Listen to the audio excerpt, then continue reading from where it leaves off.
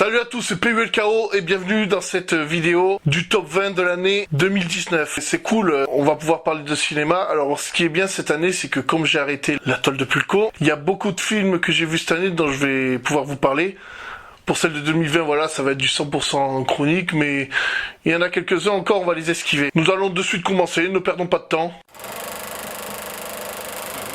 Le Roi Lion, soit la plus grosse escroquerie de cette année. Alors pourquoi je dis escroquerie? Alors le problème c'est que on avait tendance à répugner les adaptations live de Disney. Le Roi Lion étant mon Disney préféré, voire même le Disney de plusieurs d'entre vous les amis. Voilà, ce film pour moi il est naze. On va pas parler de copier-coller pour cet animé parce que là pour le coup il est raté le copier-coller. Je vais pas rentrer dans le débat comme quoi c'est pas une vraie adaptation live alors qu'en fait c'est juste une adaptation. C'est de la photosynthèse tout simplement, c'est le Roi Lion fait en 3D, mais voilà, le film il est naze, la VF du doublage elle est naze, je l'ai pas vu en VO.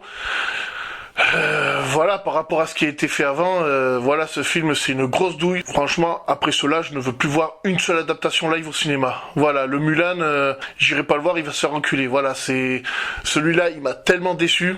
C'est celui-là que j'attendais le plus. Donc voilà, plus d'adaptation live Disney au cinéma. Terminé. Terminator Dark Fate, on est à la deuxième bouse du classement, mais bon, cette année je suis pas allé beaucoup au cinéma. Terminator Dark Fate, c'est une grosse escroquerie par le fait que c'est James Cameron à la production, il a mis Tim Miller, le réalisateur de Deadpool. Alors le film, ils ont fait un gros bordel féministe, et le Terminator, voilà, il est nul à chier. Le Terminator lui-même est nul à chier. Alors bon, je sais qu'à l'époque j'avais dit du bien de Genesis, mais avec du recul, Terminator Genesis, c'était une grosse douille. Voilà, la licence Terminator, elle part en couille. Ce film devait être une renaissance pour la licence. C'est une grosse escroquerie. J'ai été déçu, quoi. J'ai été déçu et voilà. Donc Terminator Dark Fate, non. Faut rebooter encore. Et que James Cameron se mette vraiment à la réal. Non, James Cameron, là, tu t'es foutu de notre gueule, surtout qu'à l'époque, Terminator Genesis, il a dit c'était très bien, alors que c'était une grosse escroquerie. Retour à Zombieland. Alors, celui-là, j'ai vu plein de gens taper dessus. En 2009, j'avais adoré le premier Zombieland. Cette suite, pour moi, elle est arrivée un tout petit peu trop tard. Ça reste dans la même veine de délire que le premier. Y a rien d'autre à dire sur ce film, hein. Glace. Alors celui-là, ça a été une grosse surprise de chez grosse surprise. À l'époque, j'avais vu Incassable, j'avais adoré. Ensuite, j'avais vu Split, qui m'avait énormément déçu. Et quand j'ai appris qu'il y aurait un méga crossover entre Incassable et Glace, je me suis dit, ça passe ou ça casse. Alors moi, Glace, je l'ai bien aimé. Mis à part sa fin. Voilà, tout simplement. Je vais pas spoiler, je vais vous laisser voir le film. Aladdin, version live. Celui-là, contrairement au Roi Lion, j'ai kiffé sa version live, mais bon, je reste quand même sur mes positions. Je ne veux plus voir d'adaptation live Disney. Même si tu me dis qu'elle est bien ou pas, je n'irai pas voir. Je ne veux plus voir d'adaptation live de Disney. Mais voilà, Aladdin, ils sont rentrés dans certains détails qu'il aurait été bien d'avoir dans le Disney. Ils ont plus détaillé la romance entre Jasmine et Aladdin. Will Smith, il prend trop la place dans ce film. Voilà. Il y en a plein, ils ont dit en génie, ça aurait été mieux Terry Crews. Je suis d'accord avec eux. Limite, Aladdin, on dirait un gros débile.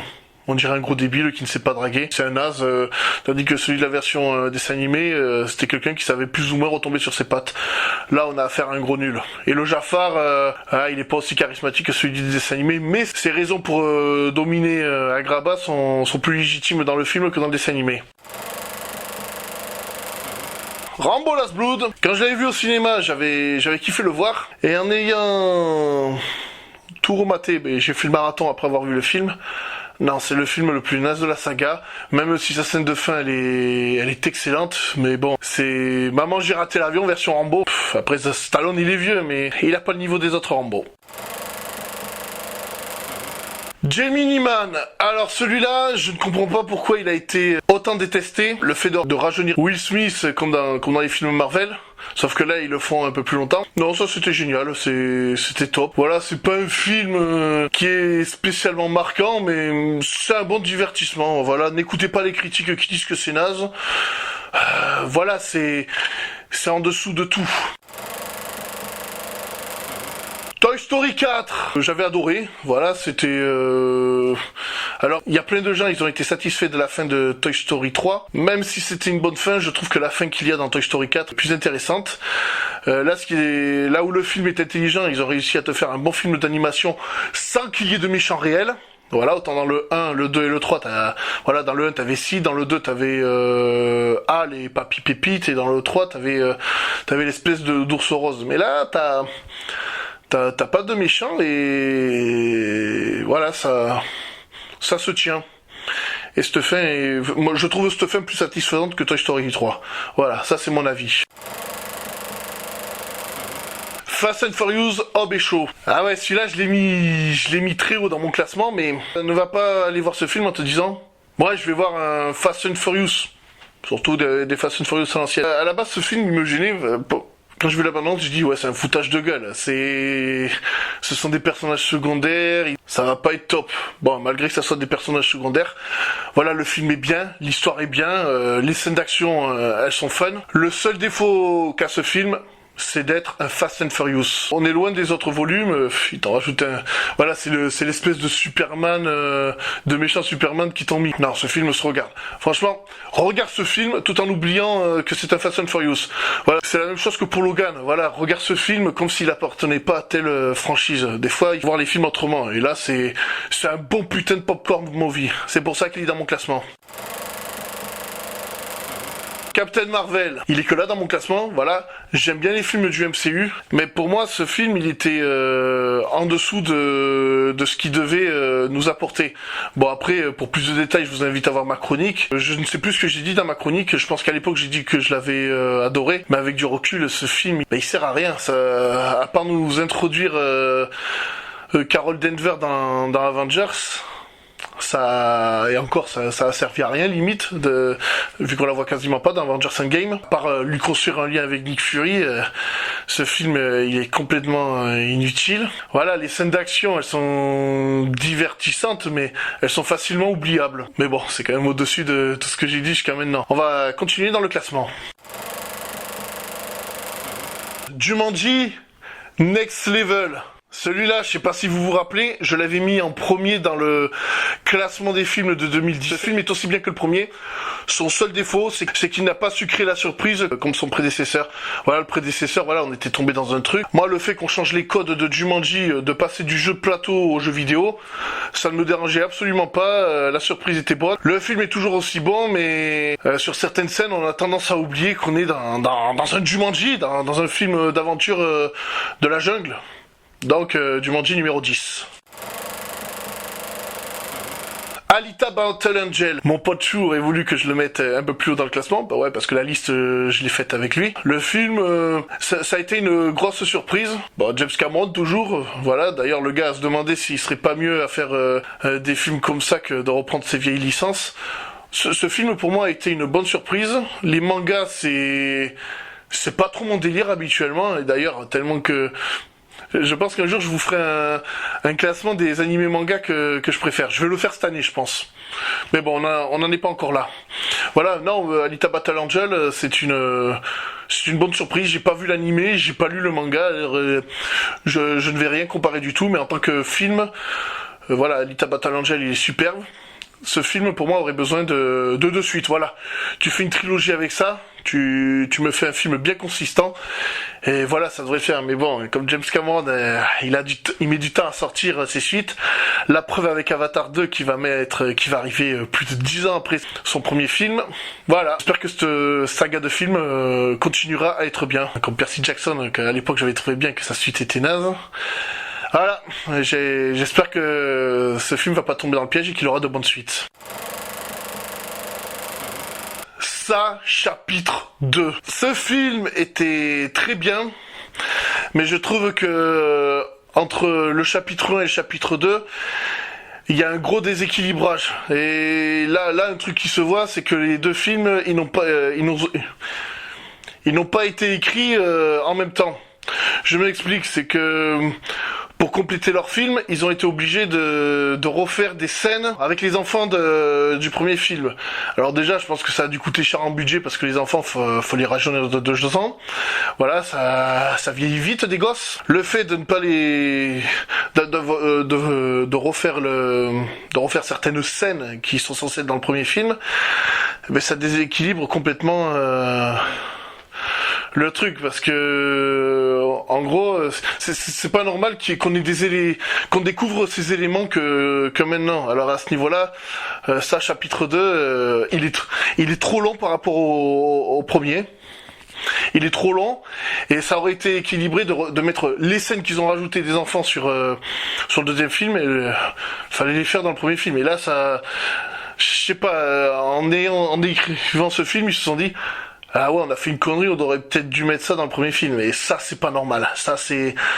Sur ça, c'est un gros plantage. Après, Pennywise, il est toujours aussi terrifiant. Voilà, comparer le clown du remake et le clown qu'il y avait dans le premier on peut pas les comparer parce qu'ils font peur de 2 façons différentes. Bon, je vais pas vous parler des livres parce que moi j'ai pas lu les livres de Stephen King. Mais voilà, allez, ça reste un film correct, divertissant. Mais voilà, ça s'arrête là. Il est bourré de défauts, mais voilà. Allez, le film mérite la place là où il est. Creed 2. Le problème, c'est que ce film n'a pas été réalisé par Ryan Coogler comme dans le premier volet. Et ce qui fait que le film, il n'est pas aussi prenant que le premier. Le film est bien, le film reste correct, mais t'as pas la motivation comme dans le 1 où c'est une histoire de vengeance sans être une histoire de vengeance. Creed 2, j'ai bien aimé, mais il est trop en dessous du premier. Voilà. Pour plus de détails, je vous invite à voir ma chronique. Voir ma chronique que j'ai faite il y a 1 an bientôt, parce que il est sorti en janvier ce film. John Wick Parabellum, comme le 1 et le 2, voilà, excellent film de gunfight avec Keanu Reeves. En dessous du 2 et du premier film, mais voilà, le divertissement est là. John Wick, c'est un personnage, il est très bien détaillé. Il l'appelle le croque-mitaine dans le film, et il y en a qui disent non, c'est pas le croque-mitaine, lui il va chercher le croque-mitaine. Et ce qui est intéressant avec ce genre de personnage, c'est que il fait peur aux méchants. Le méchant a peur de John Wick, même si dans ce film je trouve qu'il se fait un tout petit peu trop victimisé. Voilà, bon, la fin du film nous suggère qu'il y aura un John Wick 4. Moi perso, j'attends ça avec impatience. Détective Pikachu. Quand ils avaient annoncé sur certains réseaux sociaux que la Warner allait réaliser un film live Pokémon, j'étais là, comment ils vont faire ça, putain de merde? Comment tu vas adapter un film Pokémon? Un film Pokémon traditionnel. Et un jour, en baladant sur YouTube, je vois Détective Pikachu bande-annonce. J'étais là, oh putain, attends. Ça va être ça leur adaptation Pokémon? Ça va être Détective Pikachu? Alors je me suis dit, on va regarder cette bande-annonce. Et rien qu'en voyant la bande-annonce, j'étais là, oh là là. Alors, ils sortent un petit peu des codes de Pokémon, tu vois, le dresseur qui part à l'aventure, chercher les 8 badges, attraper tous les Pokémon et battre la ligue. Tu oublies dans ce film. Là, ils ont adapté un jeu vidéo spin-off qui n'est même pas canon à la saga de jeu. Détective Pikachu. Alors moi personnellement, j'ai pas joué au jeu.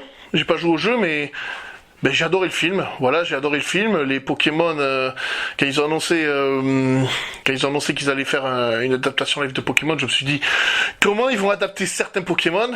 Et là où la Warner et la Pokémon Company ont été intelligents, c'est que sur Facebook, t'as des fanarts Pokémon. À quoi ressembleraient les Pokémon s'ils étaient réels? Et là où ils ont été intelligents, c'est qu'ils ont embauché ces personnes-là.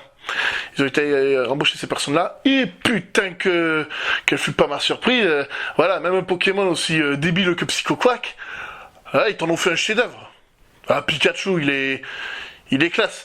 Il y en a, ils vont reprocher que certains Pokémon sont mal faits. Pokémon mal faits, tu me diras lesquels. Il y en a, ils ont pas aimé le design de Dracofeu. Moi, je l'ai trouvé très stylé, bien agressif. Voilà, Dracofeu, c'est un de mes Pokémon favoris. Je l'utilise souvent dans le jeu. Et... Allez, un défaut du film. Et celui-là, je l'ai vu quand on me l'a dit.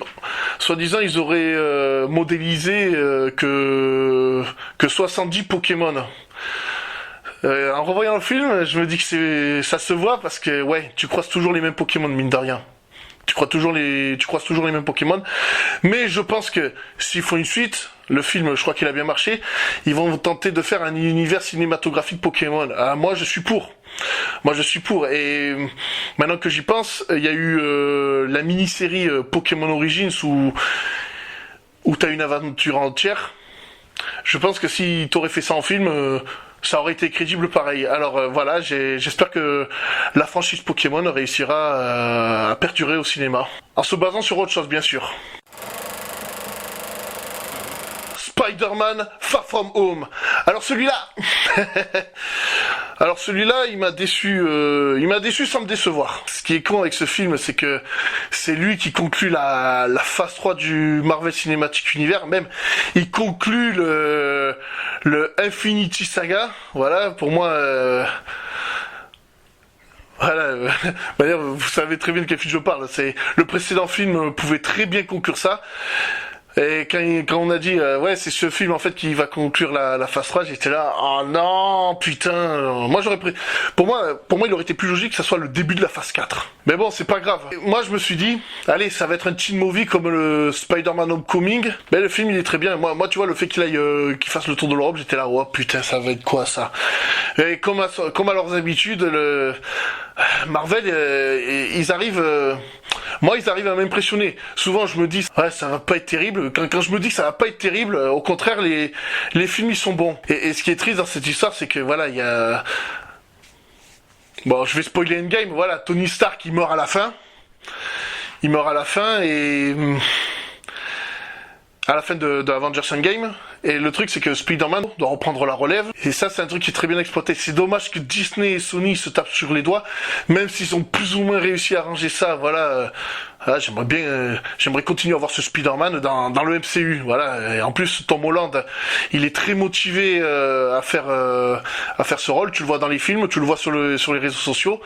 Voilà. J'espère que ce Spider-Man, ils sont pas prêts de l'arrêter. Même si je pense qu'après Avengers Endgame, ils auraient dû rebooter le MCU. Mais... je me trompe peut-être. Souvent, quand je sais que des suites vont planter, je le suis très vite. Sauf avec Marvel, où à chaque fois j'ai une bonne surprise.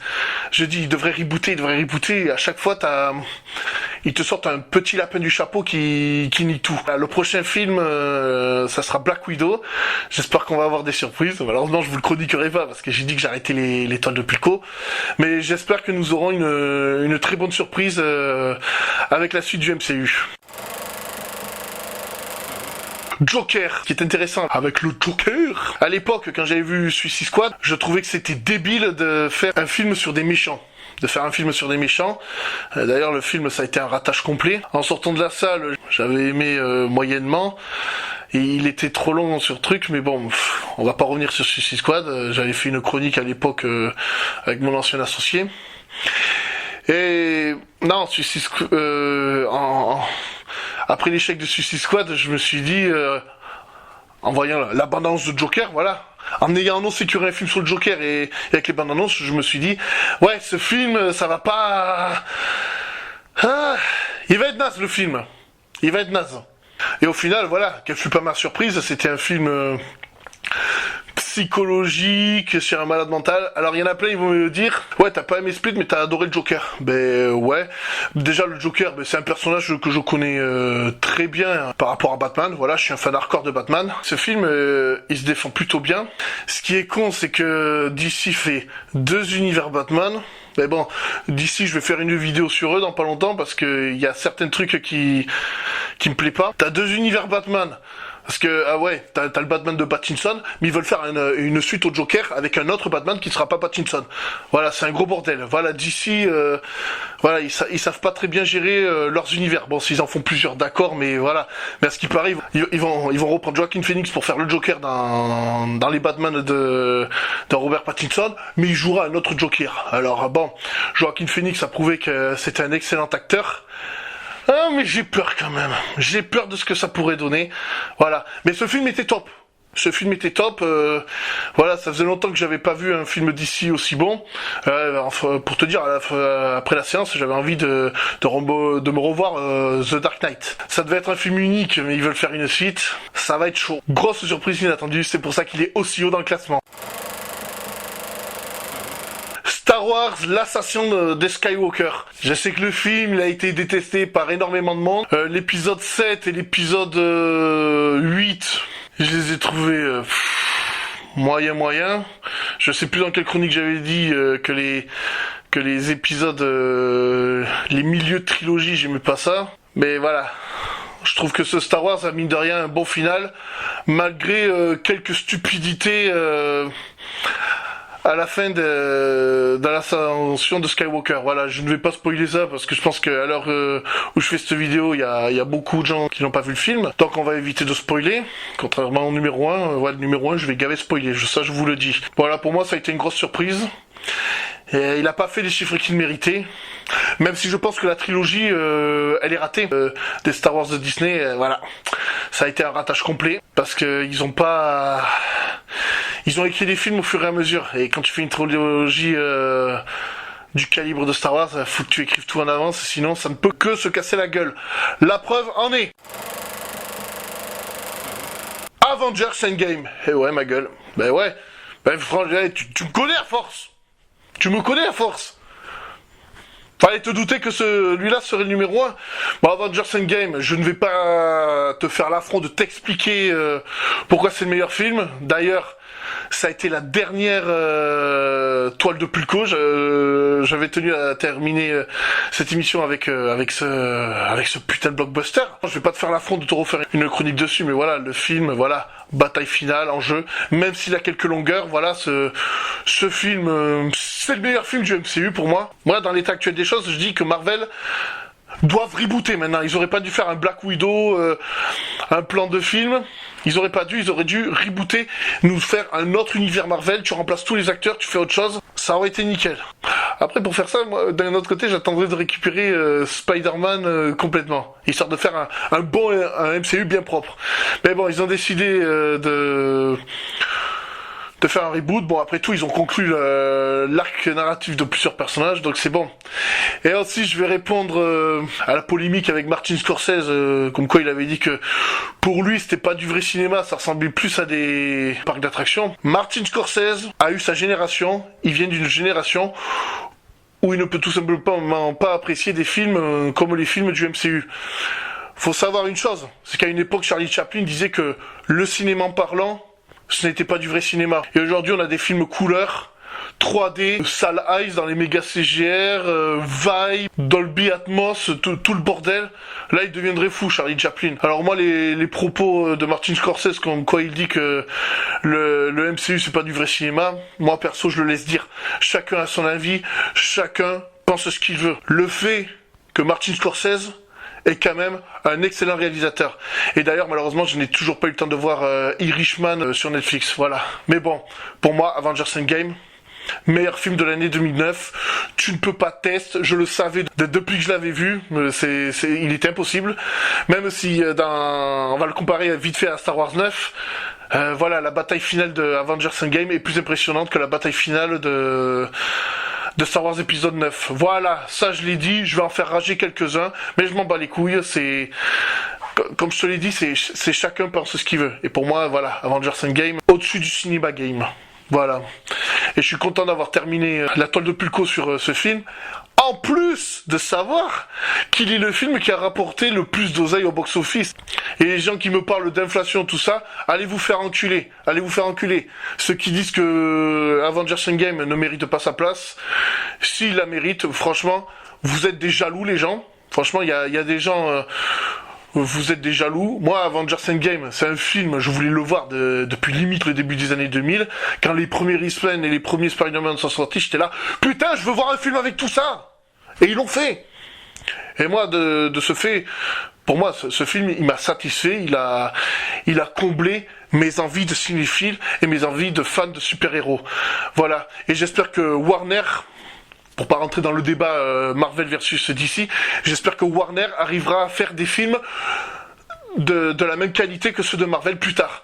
Moi, je pense que Warner, ils ont besoin de faire quelques erreurs avant de se lancer avant de nous faire des bons films. Voilà. En fait, il leur faut chez DC, il faudrait un mec comme Kevin Feige, et il faut que Warner lâche la grappe à DC, comme Disney lâche la grappe à Marvel. Voilà, c'est pour ça que Marvel fait de meilleurs films que DC. Nous arrivons à la fin de cette vidéo. Voilà. N'hésitez pas à mettre votre classement de films de l'année 2019 dans les commentaires, voilà. Moi, je vous fais 20 films, pas 10, pas 5. Voilà, moi, je suis pas un radin. J'aime le cinéma, alors je vous parle de films. Moi, ce sont des top 20. Trouve-moi un YouTuber qui te fait des top 20 comme ça, en cinéma. Il y a que moi. Je pense qu'il n'y a que moi. Voilà. Bon, l'année prochaine, j'hésite à rentrer les films Netflix dans le classement. Je pense que je vais faire rentrer les films Netflix dans le classement et ça serait bon de le faire. Même si malheureusement, si je mets Netflix, il faut que je fasse Disney+, Amazon Prime. Mais bon, je peux pas m'abonner à tout. Bon, une mention spéciale au dernier Tarantino. Je l'ai vu vite fait, j'ai pas aimé. Voilà. J'ai pas aimé, c'est pour ça qu'il est pas dans le classement. Je vous invite à vous abonner à la chaîne. Je vous invite à vous abonner à tous mes réseaux sociaux. C'était PULKO. Passez de bonnes fêtes. Sur ce, ciao.